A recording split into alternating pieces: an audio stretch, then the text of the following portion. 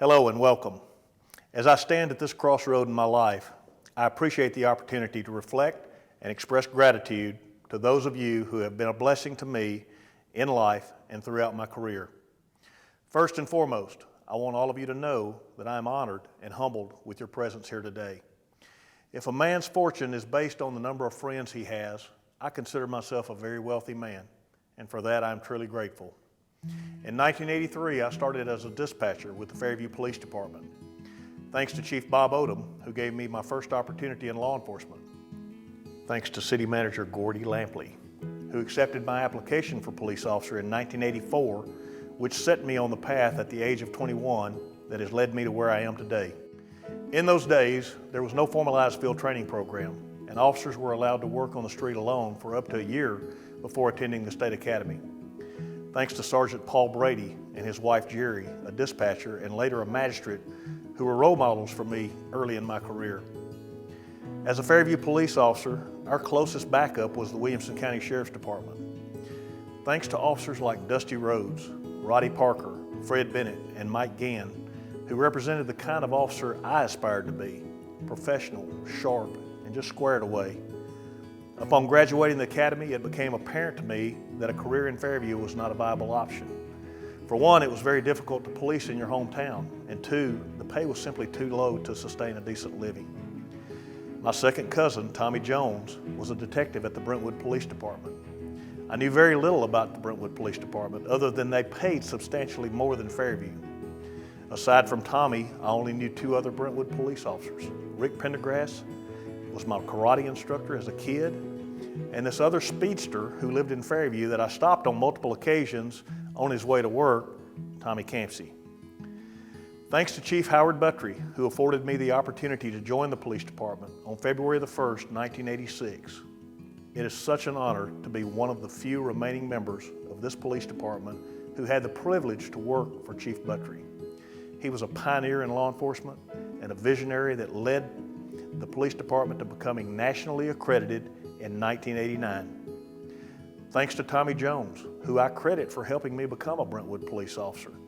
As I recall, I didn't do so great on the written test or the interview at that time, but it was Tommy's recommendation that influenced Chief Buttry to offer me a job. I spent my first 4 years in patrol, mostly on midnight shift, which I preferred. Including me, there were 7 officers and 1 dispatcher on my shift. 5 of those guys have since passed on. Bill Richardson, Ray Barrett, Steve Wallen, Larry Campbell, and Jeff Mitchell. I miss all of those guys. In 1990, I was promoted to the rank of detective and began one of the most rewarding decades of my career. Thanks to Tommy Campsey, who became my partner and closest friend. In every cop's career, he or she can point to one person whom they consider to be their partner. For me, that guy was Tommy Campsey. Over the course of 10 years, we made hundreds of cases and even more memories that I will cherish forever. Thanks to Jimmy Hester and W.B. Bragg. Jimmy was an investigator with the Highway Patrol, and W.B. worked in telephone security. I learned so much from those guys about police work and investigations. It was truly a blessing to work with guys like them. Thanks to Joe Ball, who was the district attorney during this time in the 90s. General Ball put together a dream team of ADAs that have all moved on to become very successful in their respective careers. We developed a tremendous bond with that group of folks, and we are all remain close today. Thanks to Ricky Watson, who succeeded Howard Buttry to become the 2nd police chief of this department. Chief, how do I even begin to thank you for all you have done for me? I am who I have become because of you. Despite what I wanted to do, you convinced me to come over to administration in 2000. Clearly, you saw potential in me that I didn't see in myself. When the light finally went off, I knew what my destiny was to be, and I pursued it with a passion like no other. Thank you for fighting for our enhanced retirement plan, which allows us to retire earlier than we might otherwise be able to. As I step aside today, I hope that I have lived up to your expectations in carrying on the legacy that you and Howard Buttry started. Thanks to Mike Walker As city manager, Mike officially made me the third police chief for this department on January the 30th, 2012. Mike, thank you for giving me this opportunity.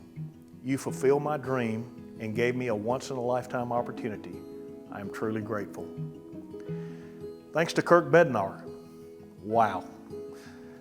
There are not enough words of praise in the dictionary to describe my respect for you, Kirk.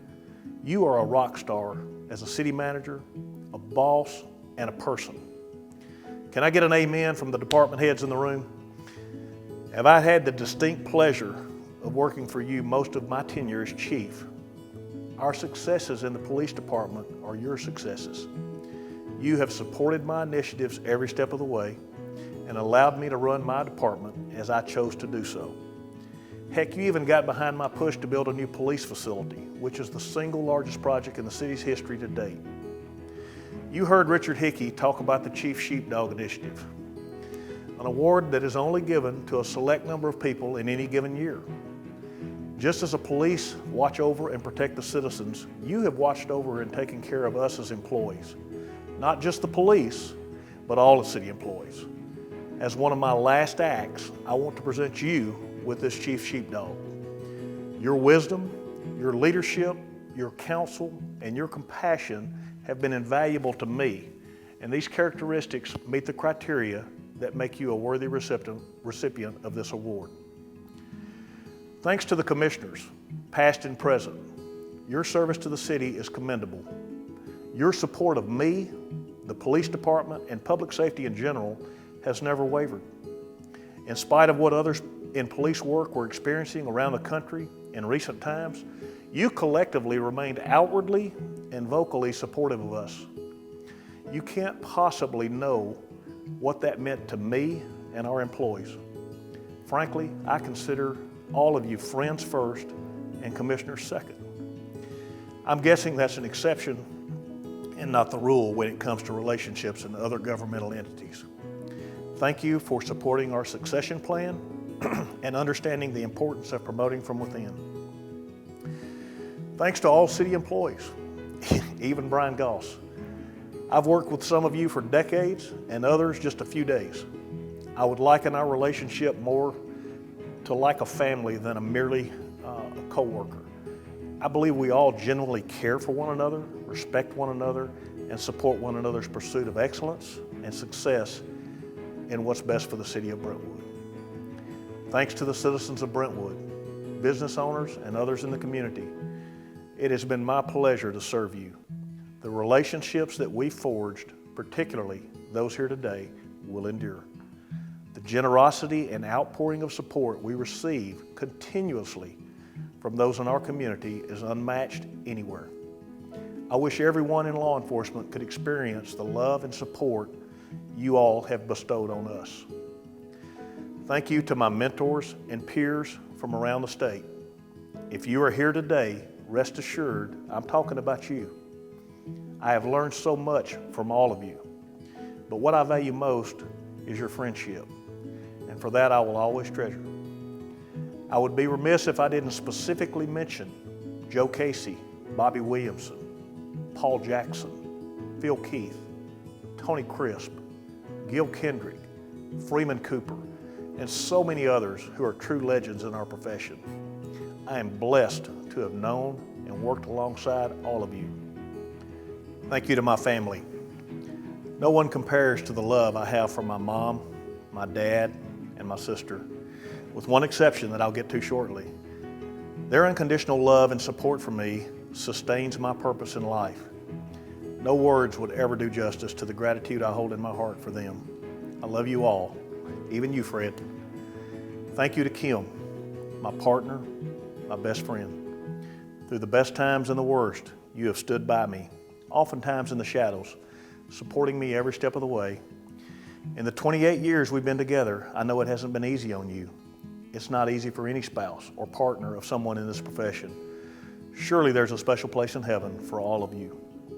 I love you dearly, and I owe you a lifetime of gratitude in return for what you've meant to me.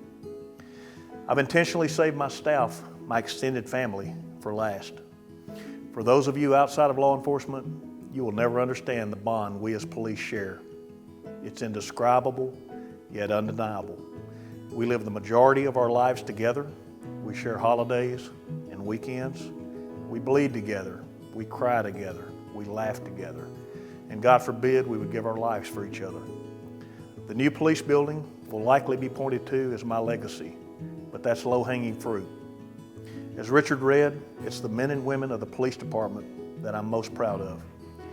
Without naming each of you individually, please know I care deeply and I love each and every one of you.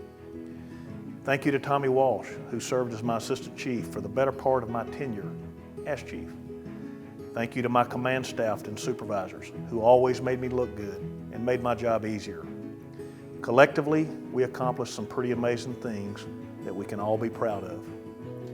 Thank you to Lisa McDowell for always having my back.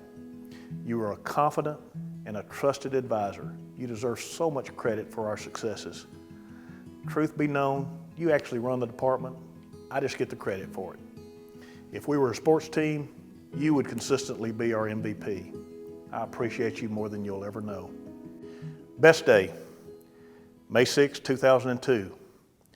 The moment at the scene of the shooting on Franklin Road when I realized that Tommy Walsh's gunshot wound was not fatal.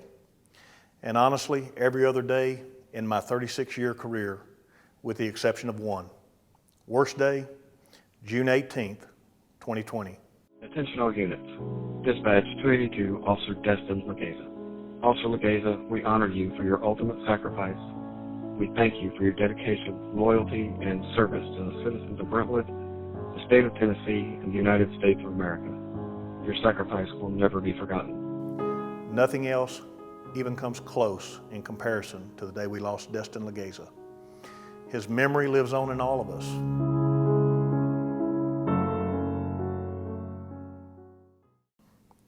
In closing, I pray for your blessings on Richard Hickey, Jim Colvin, and the Brentwood Police Department.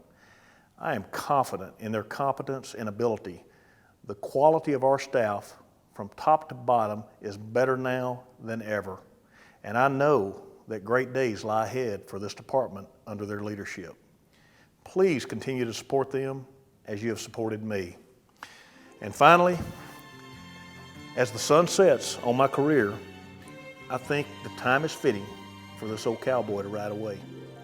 I leave in peace, trusting that this is not a goodbye, but I'll see you all somewhere down the trail.